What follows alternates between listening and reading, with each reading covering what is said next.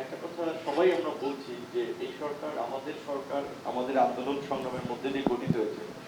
তাহলে এই সরকার গঠনের পরে কেন আমাদের এখন দাবি দেওয়া নিয়ে প্রেস ক্লাবে, সচিবালয়ের সামনে বিভিন্ন জায়গায় আন্দোলন করা লাগতেছে?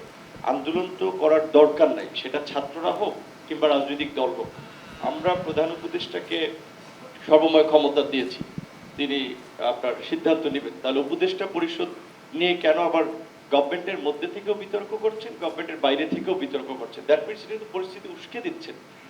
তো সেই ক্ষেত্রে আমার ব্যক্তিগত এবং আমাদের দলের অভিমত, যেটা আমরা আলোচনা করে মনে করেছি, এই মুহূর্তে দেশের ক্রাইসিস সমাধান করার জন্য একটা জাতীয় ঐক্যের সরকার দরকার। বর্তমান যে সরকার কাঠামো আছে সেখানে রাজনৈতিক দলের প্রতিনিধিত্ব নাই, যার ফলে শক্তভাবে যে কিছু সিদ্ধান্ত নেওয়া দরকার, কিছু বিষয় যেভাবে পলিটিক্যালি ডিল করা দরকার, যেমন আমি উদাহরণস্বরূপ বলতে পারি চিন্ময়ের ঘটনাটি সঠিকভাবে ডিল করা হয়নি বিধায় ঘটনাটি বোধহয় ডালপালা মেলেছে। সেক্ষেত্রে রাজনৈতিক দক্ষ এবং অভিজ্ঞ লোকের একটা ইনক্লুশন গভর্নমেন্টের দরকার, এবং 2 বছরের জন্য এই সরকারকে জাতীয় সরকার সাবজেক্টের মধ্যে থাকার জন্য, কারণ সাবজেক্টের বাইরে আলোচনা করলে আমরা কিন্তু আজকে সবাইকে যে আলোচনার জন্য ক্রাইসিসের কেন্দ্রিক আর কি আমি শেষ করছি, যেটা যে আগামী 6 মাসে এই শুধুমাত্র এই ভারতের এর সাথে তো অনেকগুলো ঘটনা জড়িত, দেশের মধ্যে মিছিল হচ্ছে, মিটিং হচ্ছে।